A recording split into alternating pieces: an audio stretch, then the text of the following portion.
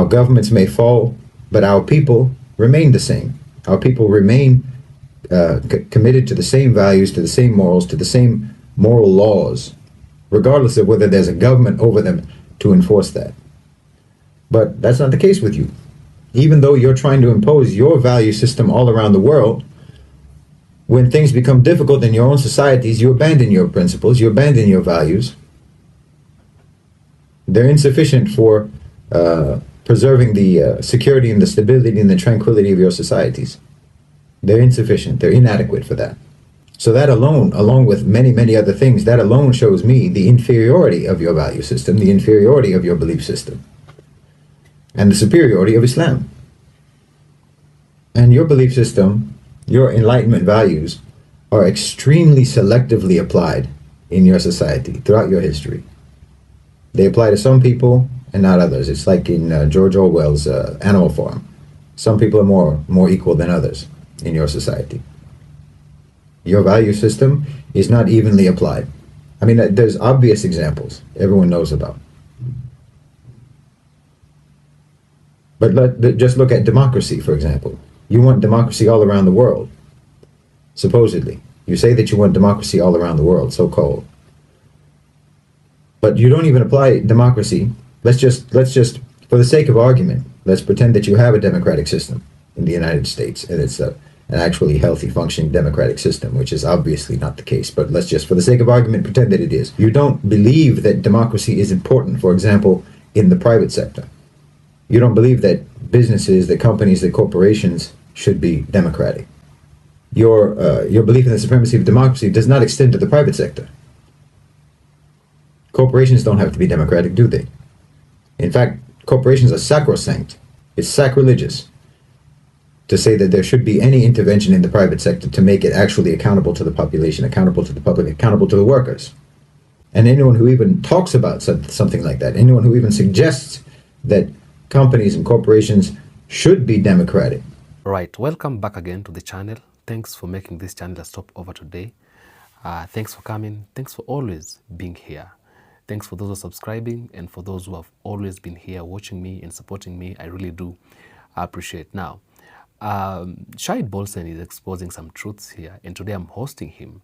I want you to take a listen to Shahid BOLSEN. He's speaking some truths here about the white empires that once were the powerful empires that we had. Okay, things are happening, events are unfolding, and right now the power is shifting and the leadership is shifting. Okay, Africa is awakening and things are happening in a different way. Black people are awakened all over.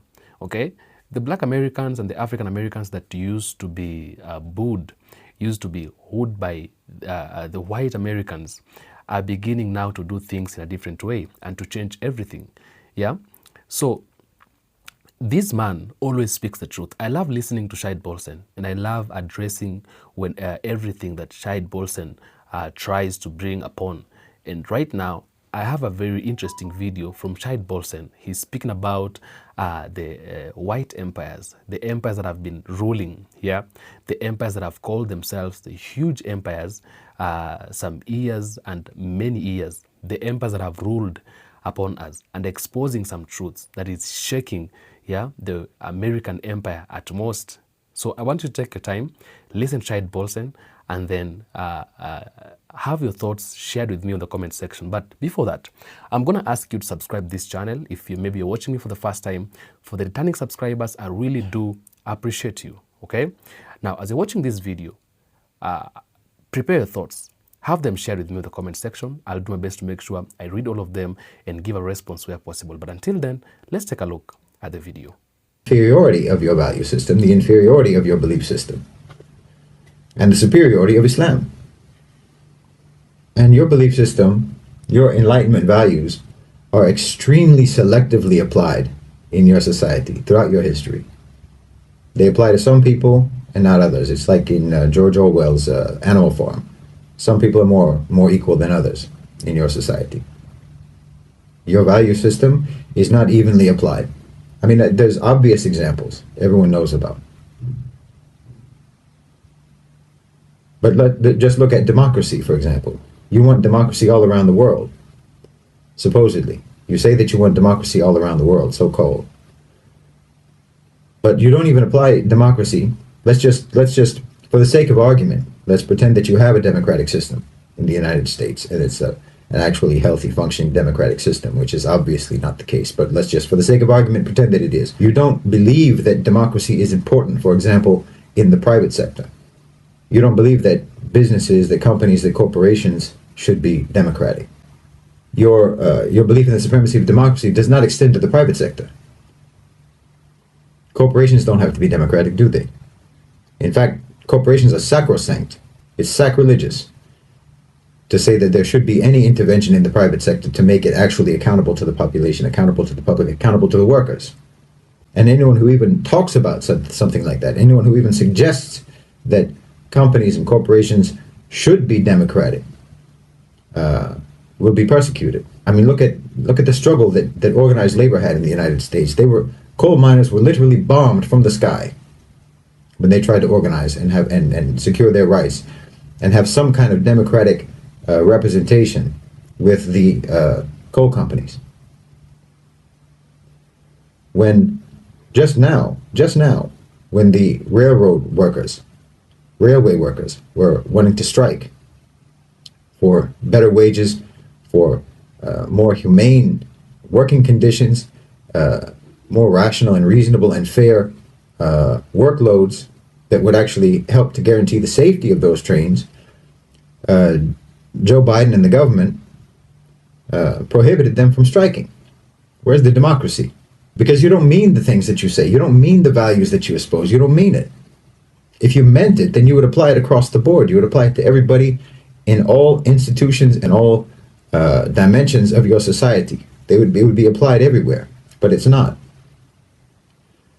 Democracy doesn't belong in the workplace. Democracy doesn't belong in the company, in the business, in the corporation. And no one's even supposed to suggest that it should. That's an inferior belief system. It's inadequate.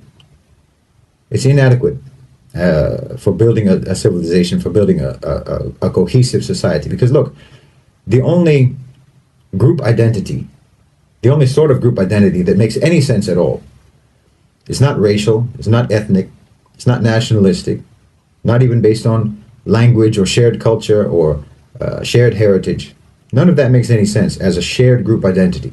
The only thing that makes sense is shared belief system. That's the only thing that makes sense as a group identity from which you can build cohesion and camaraderie and brotherhood and solidarity between people.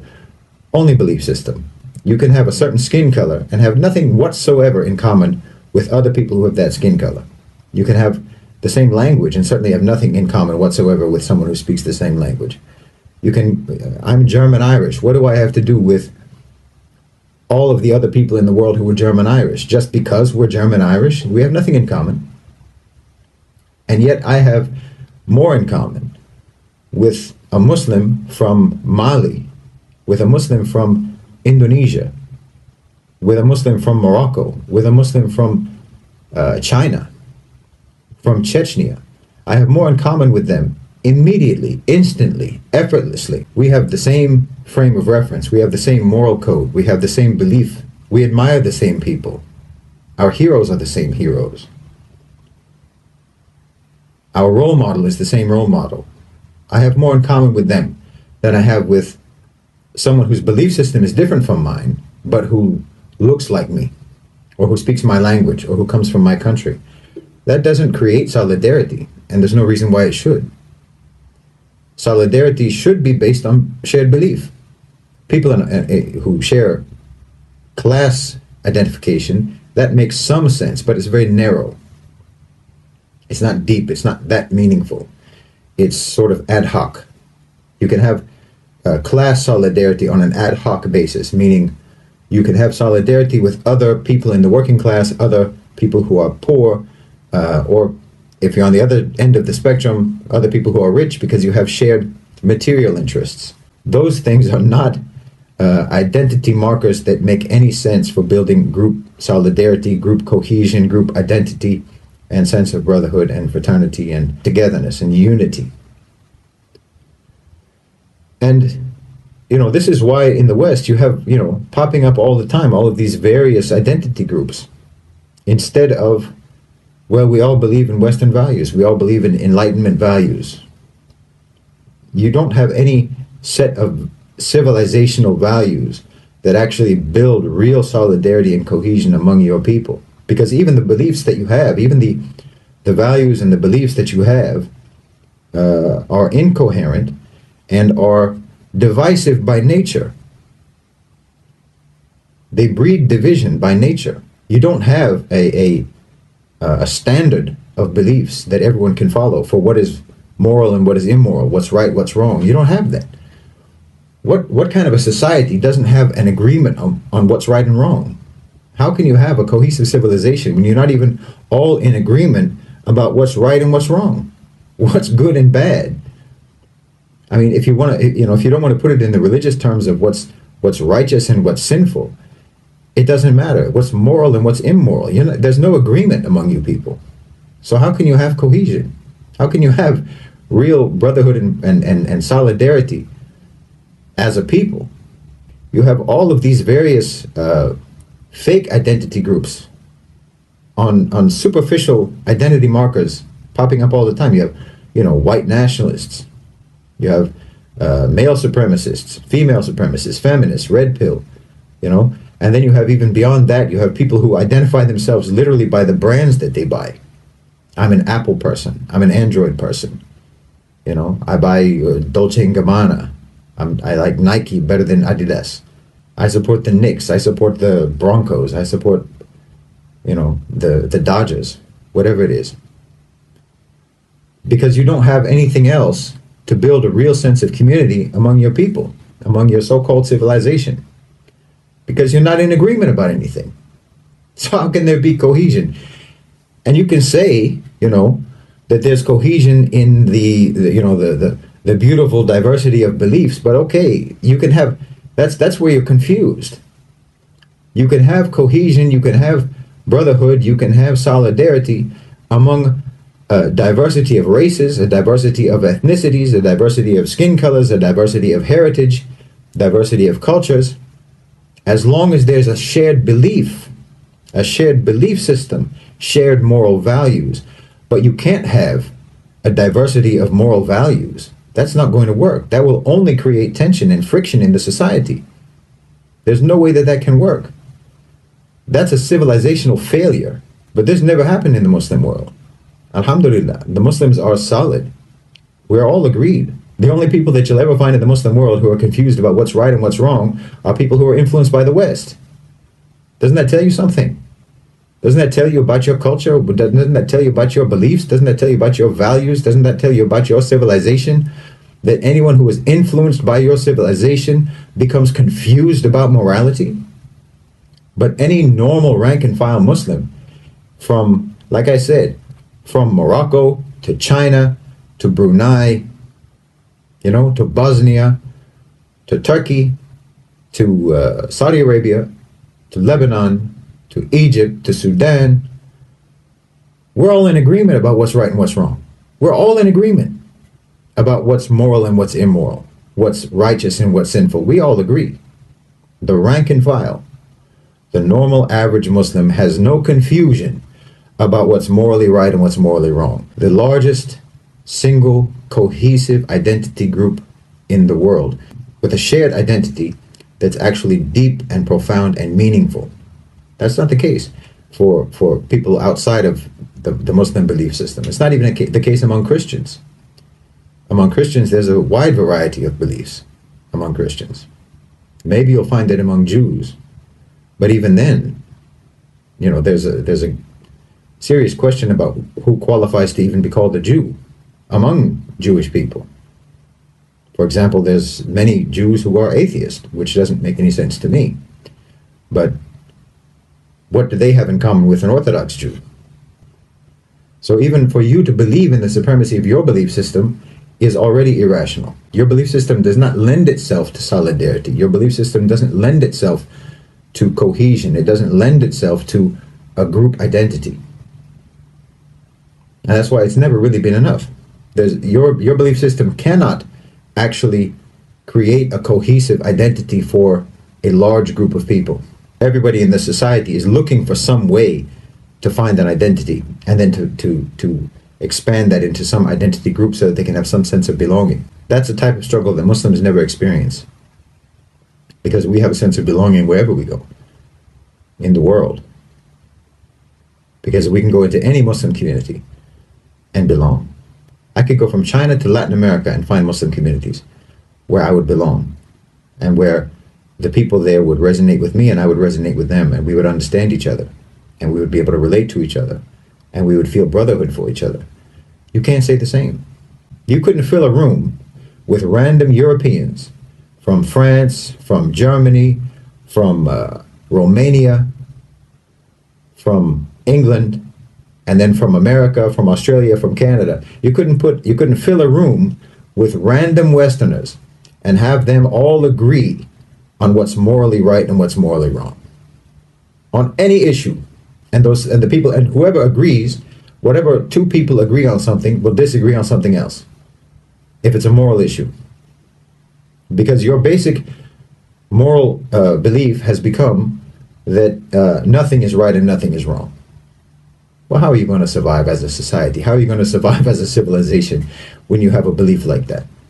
Alhamdulillah, this is not a problem that we have in the Muslim world. We have close to 2 billion people. It will soon be 2 billion people, the overwhelming majority of which all agree on basic moral values, all agree on basic definitions of morality, and who, again, overwhelmingly agree on the purpose of life, and what kind of a lifestyle you should live, what your way of life should be, what your conduct should be in the world, what your conduct should be in society, what your obligations are, what your duties are in society. The overwhelming majority of close to 2 billion people in the world are all in agreement on that. That's cohesion. That's a basis for solidarity. That is an actual civilization. No matter what we've gone through, no matter what difficulties we face, unlike you, when times get tough for you, you throw your values out the window. When times get tough for the Muslims, they cling to their values even stronger. Their conviction in their beliefs grows. So yeah, of course, I'm an Islamic supremacist, and that's not saying anything wrong. Just as you wouldn't believe that there's anything whatsoever wrong with saying that the Enlightenment values are superior. And it's not just the conservatives, the so-called right wing, it's the left wing too, the so-called left wing, which barely exists in the West, an actual left wing. The liberals, I mean, wokeism is like the ultimate expression of liberalism. And it's the most intolerant belief system in the world. It's incredibly intolerant. It's tyrannical. Because at the end of the day, you don't mean any of it. You don't mean any of it. It's unsustainable. It cannot actually sustain a civilization, a society, or a culture, which is why it hasn't. It hasn't. You admit by your own actions that your beliefs are luxury beliefs. When everything is perfect, when everything is fine, then we'll go ahead and preserve those values. We'll preserve those beliefs. But if anything gets difficult, then for the sake of national security, we'll suspend everything. Well, if they're genuine beliefs, then you never have to suspend them. If they're things that you really believe in, if those are actually superior, then you would never have to suspend them. If they were actually superior values, then you would be able to apply them in every situation. You would never have to suspend them. They would be responsive and reliable in all scenarios. But as soon as you get into any kind of a difficult situation, you eject the values. Well, Muslims don't do that, because we don't have to. Because in fact, our value system, our belief system, our moral convictions are always applicable. They apply in any society, in any set of circumstances, in any situation, and always will. All right, now, power is shifting. People who used to be at the top are no longer at the top. People who used to call themselves bigger, huge, and the most respected are no longer getting the same things anymore, because power is shifting. Those people who used to be, I think, deceived and manipulated are no longer being manipulated. Why? Because there is events are unfolding, and there is a very big shift that has just taken over right now. because many people right now, they understand what it really means by living independently. Okay, so people have been manipulated for quite some time, and because there was a lot of lies that were spread around. People lived in lies. People didn't know what was really happening in their lives.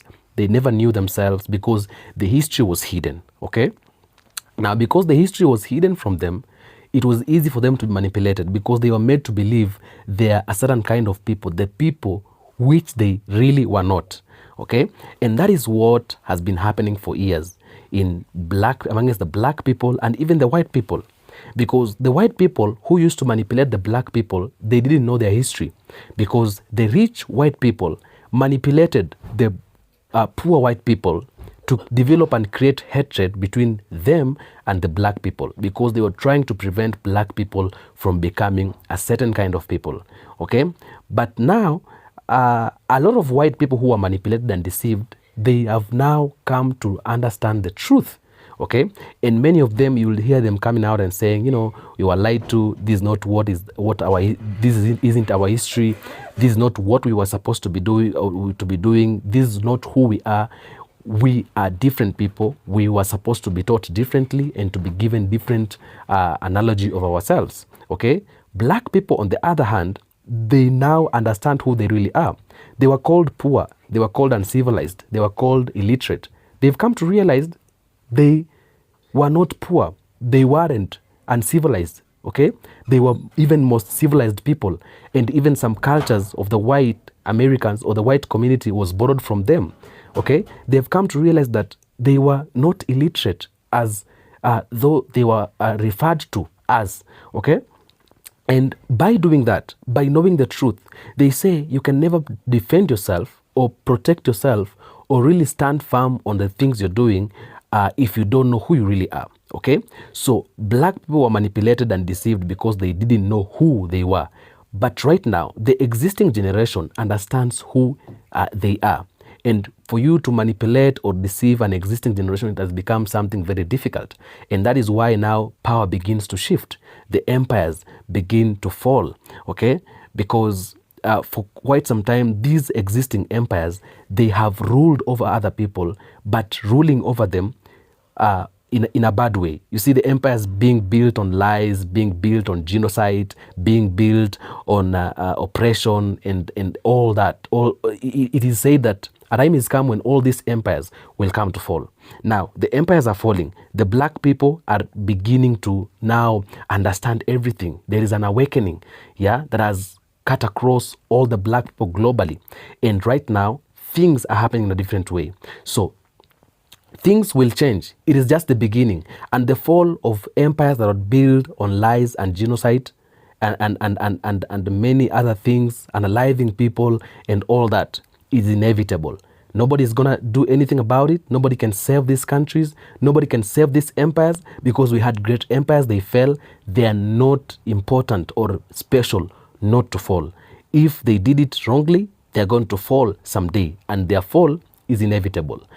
Tell me what you think in the comment section. I will do my best to read all the comments and give a response where possible. I am the African Streamline. Thanks for coming. Thanks for making the channel a stop over today. Thanks for always being here. Until next episode, peace be with you.